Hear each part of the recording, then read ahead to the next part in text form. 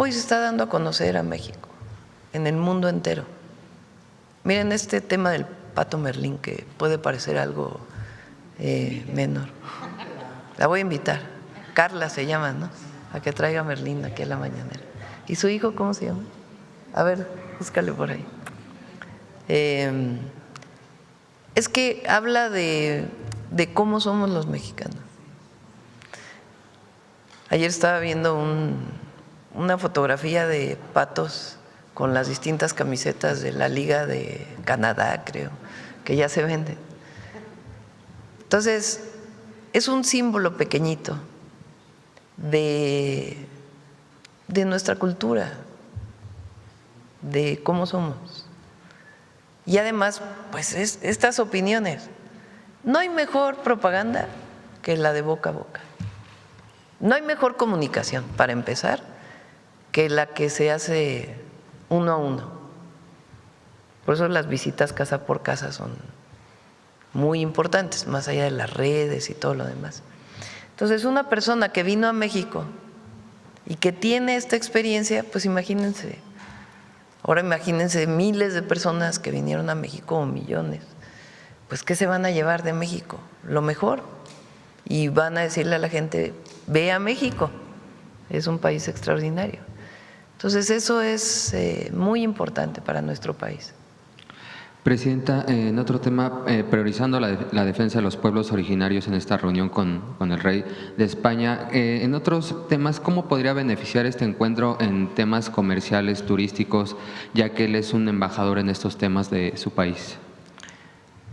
Bueno, el debate sobre los pueblos originarios y los abusos de la conquista y el perdón no impidió la relación entre México y España. Eso es muy importante, porque Leo, se normalizan las relaciones. Bueno, la relación siempre existió en todos los ámbitos, nunca se interrumpió esa relación.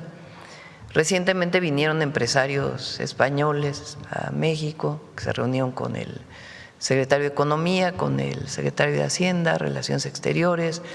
En tema del turismo también hay mucha comunicación. El Fitur, ¿no? ¿Cómo se llama? Fitur, ¿verdad? El año pasado fue en España y México fue el país invitado. Entonces esa relación existe. Obviamente vamos a hablar de diferentes temas. Pero un tema muy importante para nosotros pues es el reconocimiento de los pueblos. Presidenta, concluyó la segunda ronda de revisión del TEMEC. ¿Qué reporte le dio el secretario de Economía, Marcelo Ebrard? Ayer regresó apenas en la noche, lo voy a ver más tarde aquí, antes de irme, para ver cuáles fueron los resultados de este diálogo. Y continúa. Él ayer hizo un video muy importante desde Washington.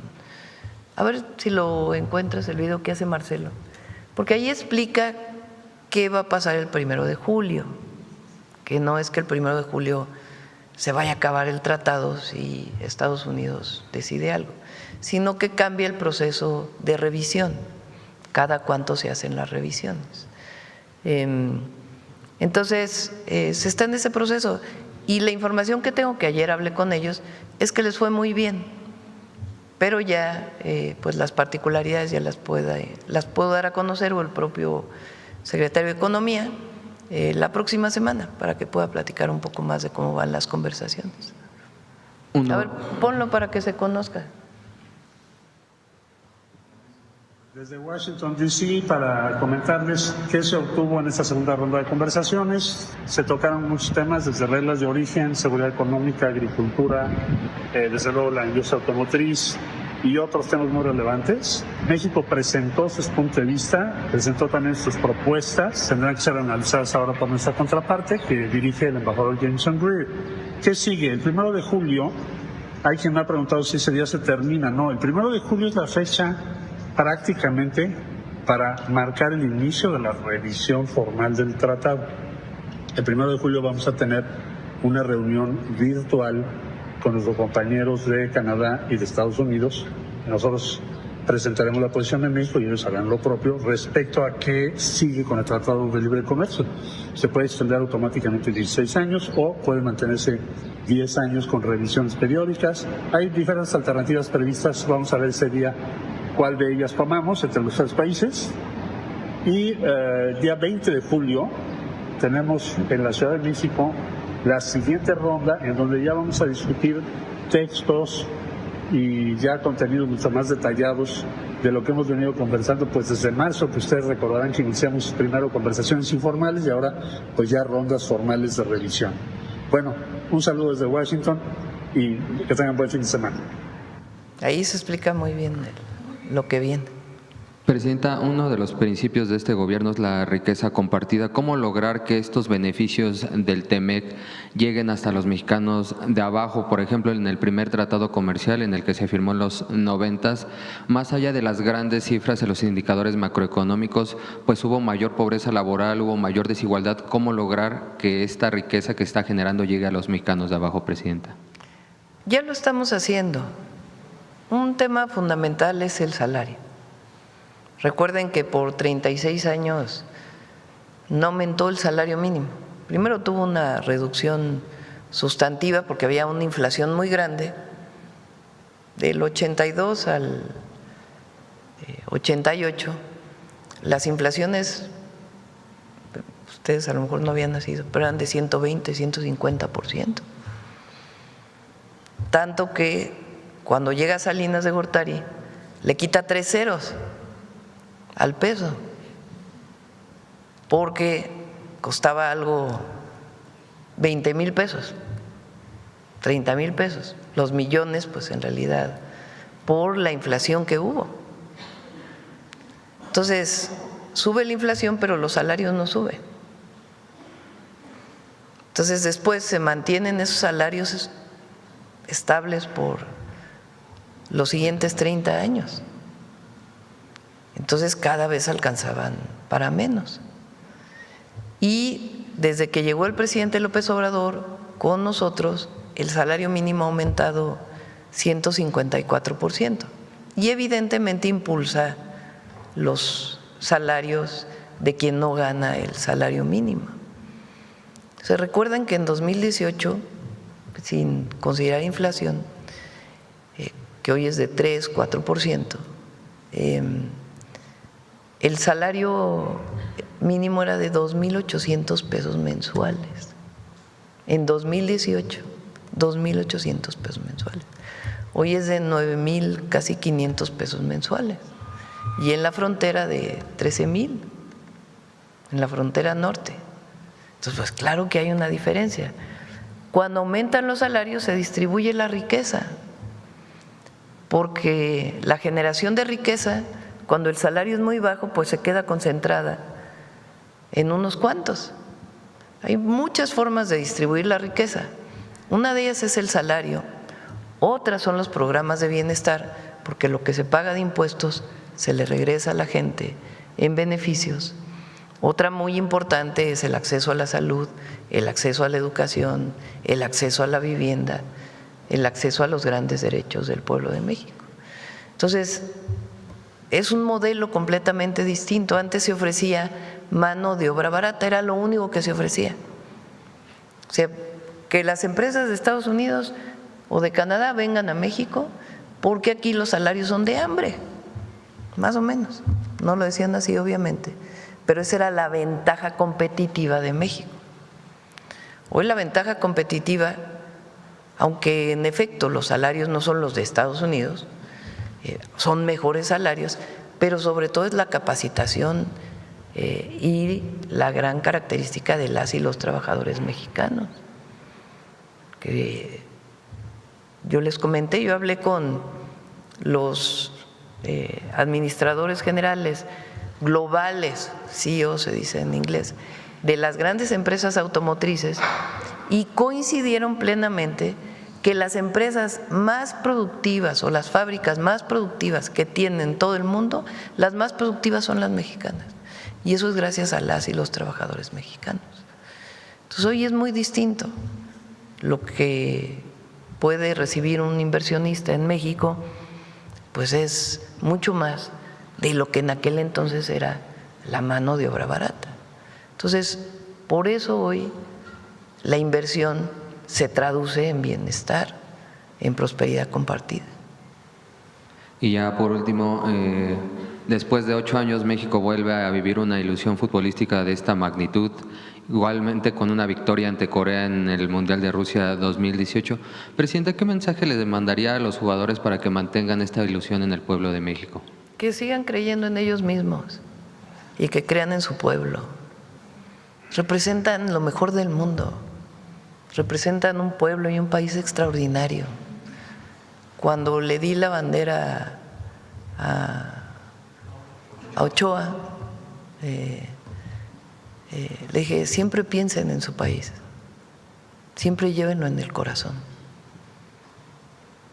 porque eso es, siempre que lleven a México en el corazón y que crean en ellos mismos, y todos los mexicanos y las mexicanas, que creamos en estos jóvenes. Imagínense la alegría que le dieron. ¿Cuántos son en la selección? 26. 26 jóvenes. La alegría que le dieron al pueblo de México. Que crean en ellos mismos, en lo que son y en lo que representan. Y la alegría que le han generado a un pueblo que cree en ellos.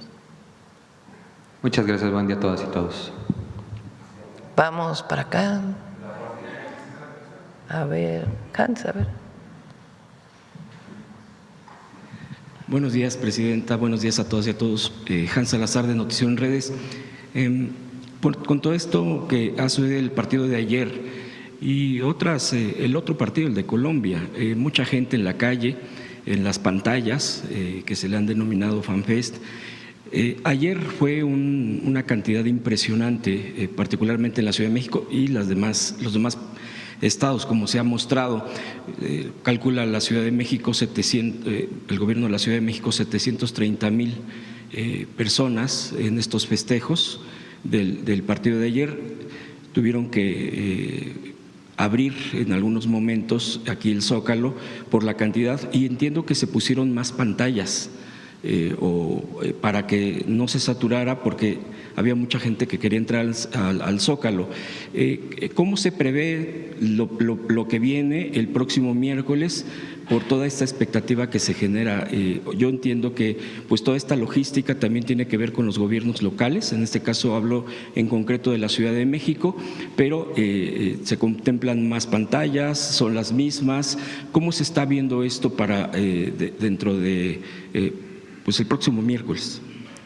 Bueno, había que preguntar si todavía más pantallas se van a colocar a Clara y a Gabriela.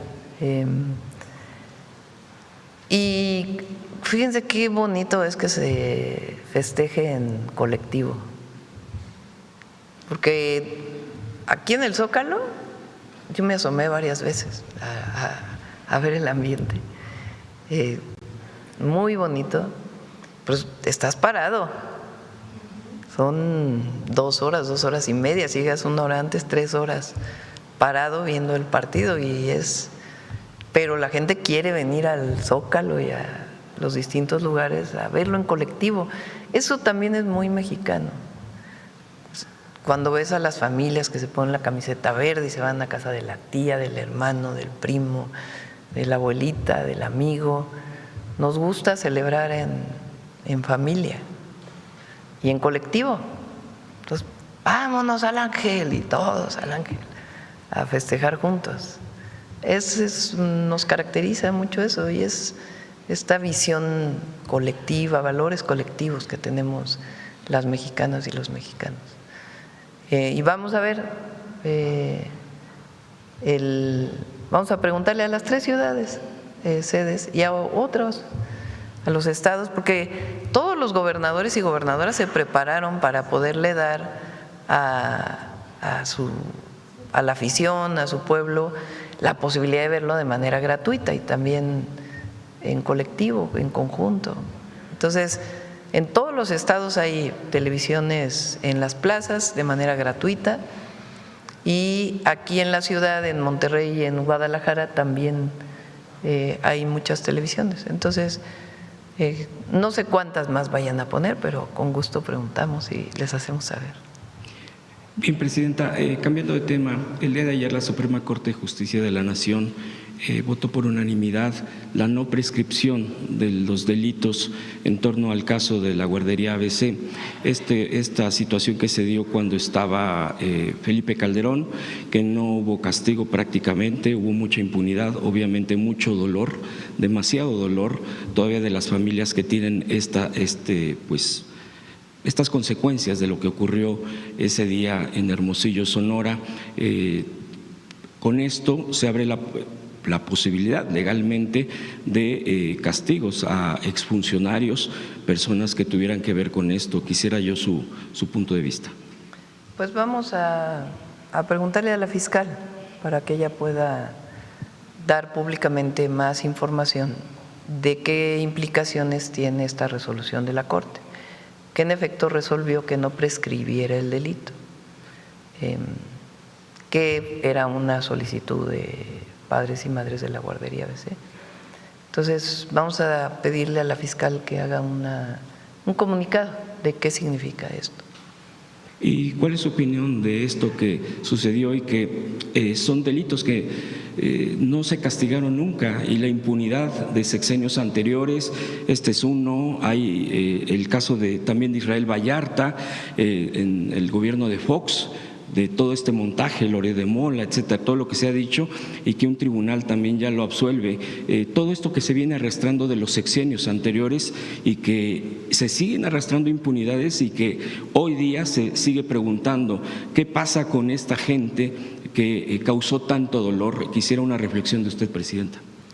No creo que la Corte anterior hubiera resuelto como resolvió la Corte ayer. Yo creo que esto habla de la sensibilidad de ministras y ministros que fueron elegidos por el pueblo, que es una visión distinta, no le responden a alguien en particular, no le deben su estancia en la Corte a una persona, porque así era antes, le debían a alguien el estar ahí, y además pues respondían a los grupos de interés en la mayoría de los casos.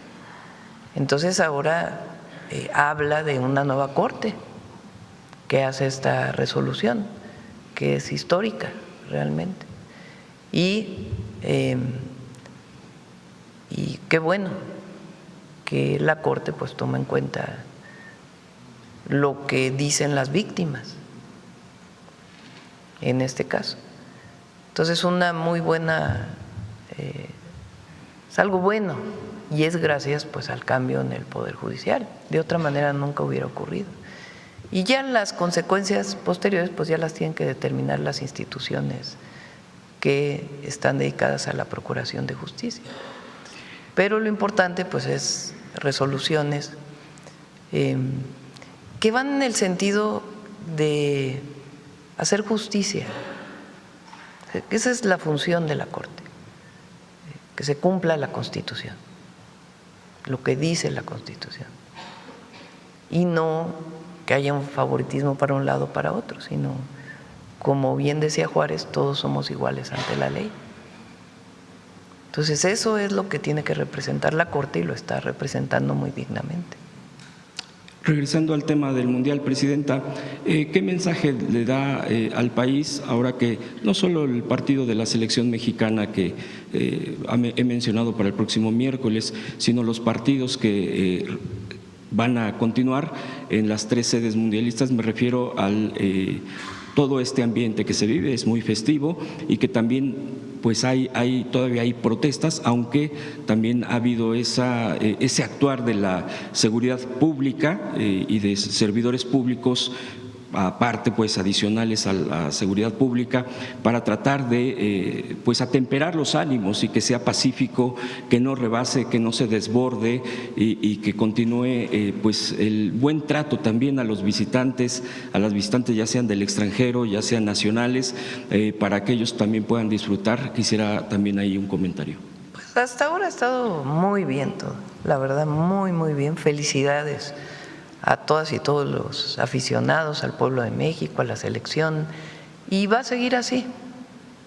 todos aquellos que auguraban que no iba a salir bien el Mundial, pues se quedaron con las ganas, pues, porque sobre todo por el pueblo, nos cuidamos entre todos y la autoridad está haciendo su trabajo. Y por último, Presidenta, un comentario a nivel internacional.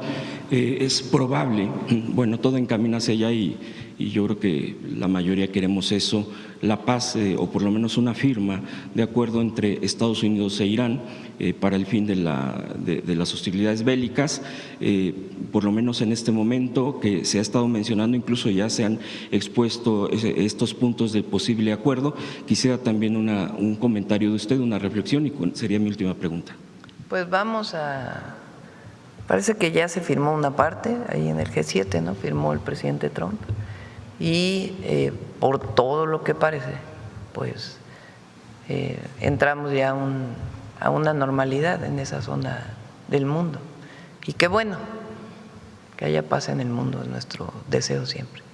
Gracias, Presidenta. Gracias. Bueno, vamos a Carlos, que yo creo que ya acabamos. Sí, rapidísimo para terminar. Sí me gustaría retomar el tema de turismo. Le vamos a chulear el morralito que trae la Secretaría de Turismo para hacerle la pregunta. Está muy bonito, muy padre. Es preguntarle justamente el tema del turismo rural. Está la gran escapada, se habla de la promoción del Día del Padre, los grandes hoteles, pero en el caso de turismo rural, en el caso de turismo comunitario, ¿qué se va a impulsar? ¿Cómo va a ser la oferta para ellos? Y aprovechando que está por aquí el de titular de Concanaco, infaltable la pregunta, la invasión colombiana, pero que nos pueda dar un corte de caja, ¿cómo va el tema de la derrama económica? ¿Se mantiene el pronóstico? ¿Se amplió el pronóstico con esta marea que hubo ayer de la afición de la selección mexicana? ¿Qué nos puede dar de corte de caja de inicio, por favor? Muchísimas gracias por la pregunta. Fíjate que en la gran escapada lo que tratamos de trabajar con la Secretaría de Turismo Federal y los secretarios de Turismo en las entidades federativas, pero llevándolo hasta el territorio, fue que se les brindara la oportunidad a todos los que te ofrecen una experiencia de poderla mostrar.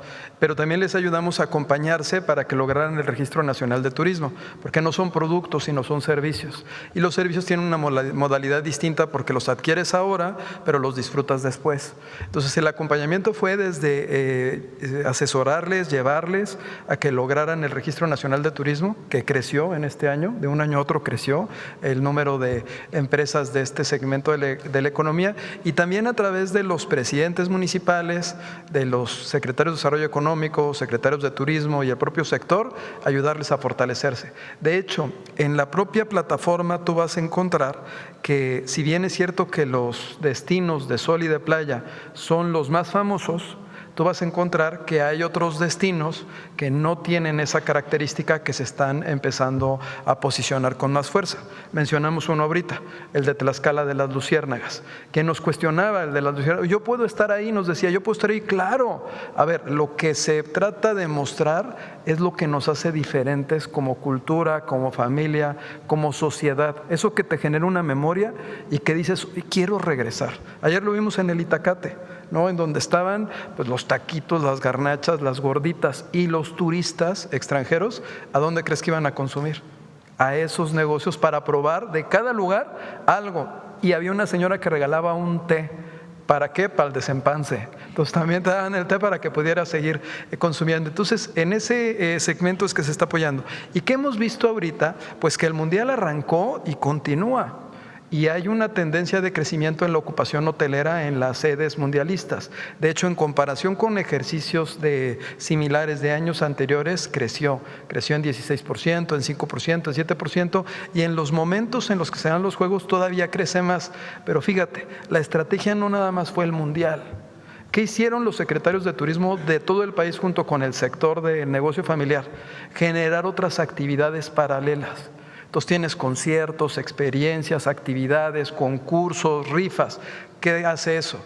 que el turismo no nada más se enfoque en la parte mundialista, sino que también atraigas turismo a otras localidades. De hecho, te digo, el turismo no nada más creció en las sedes mundialistas, también creció en otras zonas, como por ejemplo en Quintana Roo, en Zacatecas, en Oaxaca, en Hidalgo, en zonas que pudieran decir, no tengo una sede mundialista, pero sí ofrezco una experiencia. Entonces, todo esto forma parte de una estrategia de aprovechamiento del propio mundial. De hecho, en septiembre está el Congreso Mundial de Turismo Deportivo de ONU Turismo, donde viene la secretaria general de la ONU Turismo, ¿no?, a acompañar, a visitar a nuestra presidenta, y viene el top del turismo deportivo del mundo, son 160 países.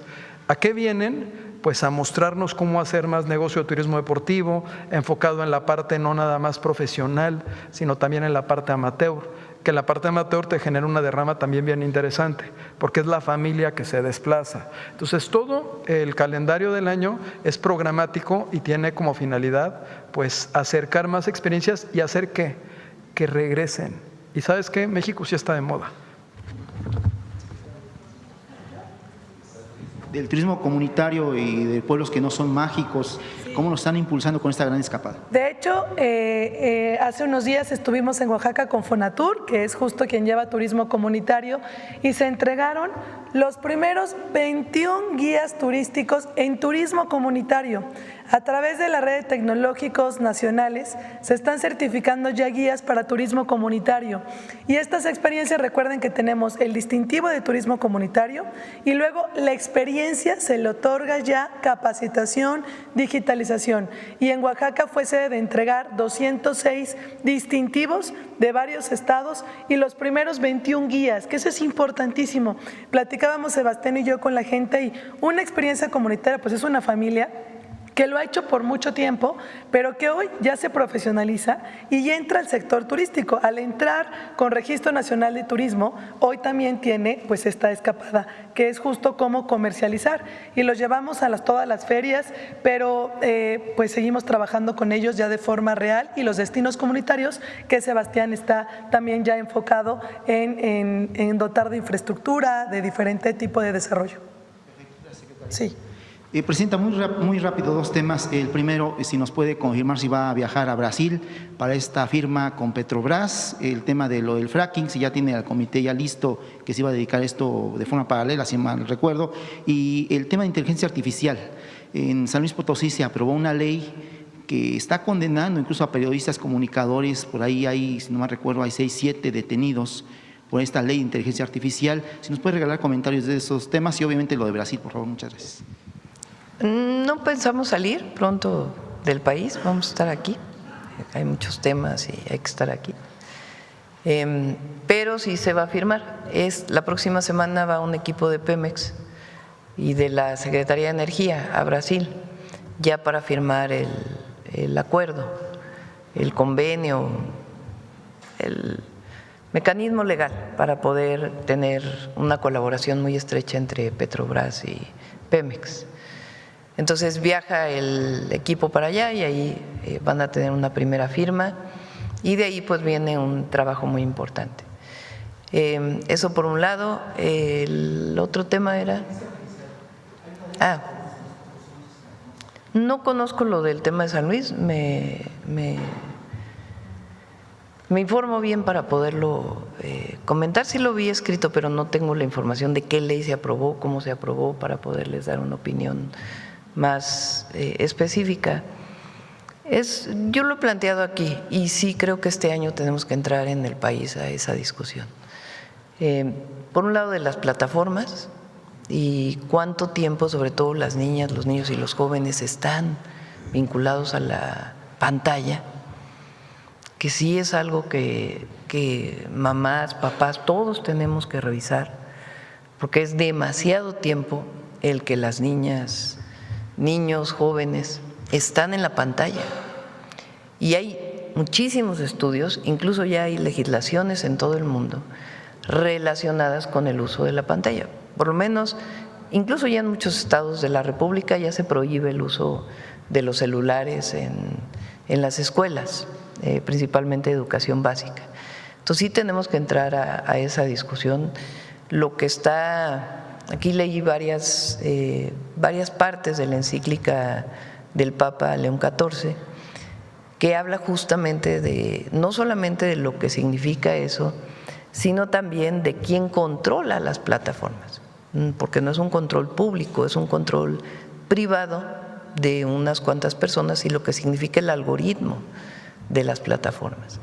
Y por otro lado también la viabilidad, y lo planteo como, no como algo de la presidenta, sino que es muy importante, de revisar el uso de la inteligencia artificial, o de regularlo. Por ejemplo, en las escuelas, ahora ya en muchas universidades ya no se dejan trabajos como calificación. Antes era muy común, ¿no? O era examen o trabajo en casa. Y ahora ya casi no se hace trabajo en casa porque se usa demasiado la inteligencia artificial para poder hacer un trabajo y nadie dice si está bien o está mal. Entonces, desde esos temas tan sencillos hasta temas mucho más complejos de hasta dónde debe utilizarse la inteligencia artificial, incluso también en las campañas electorales, también. Por ejemplo, si se acuerdan, nosotros poníamos que debe ponerse en grande uso de inteligencia artificial en una propaganda.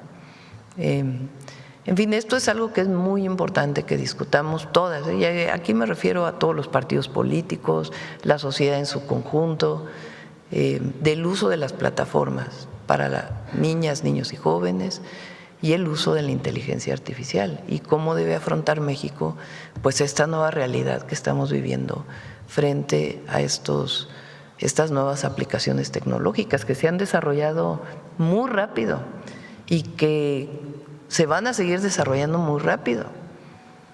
Entonces no podemos ser omisos y decir pues no pasa nada, sino que hay que entrarle a la discusión entre todos.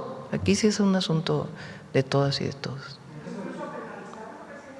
Pues no sé si penalizar, yo creo que penalizar también te lleva a la discusión de la censura o no, siempre es una línea muy delgada, pero lo que sí es cierto es que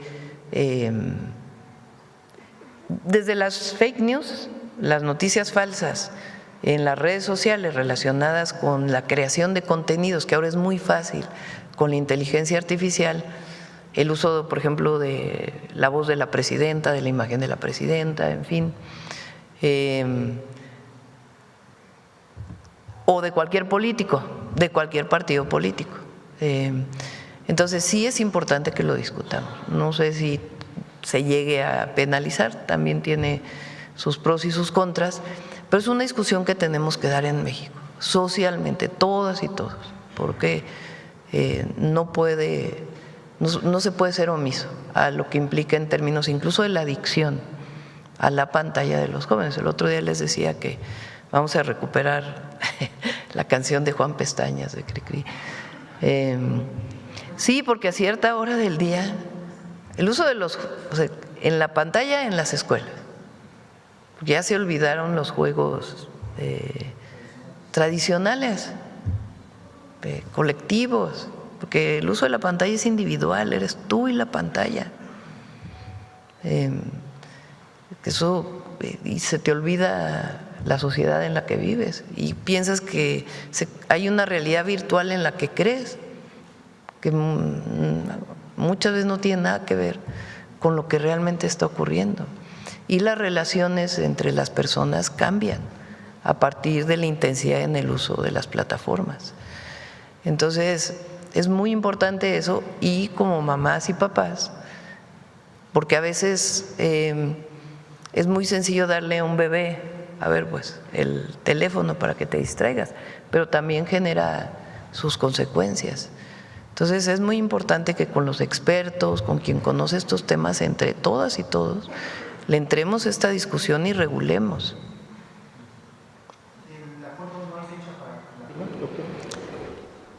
El lunes se va el equipo, creo que va también el director de Pemex y un equipo de la Secretaría de Energía para poder ya hacer el detalle y hacer una primera firma y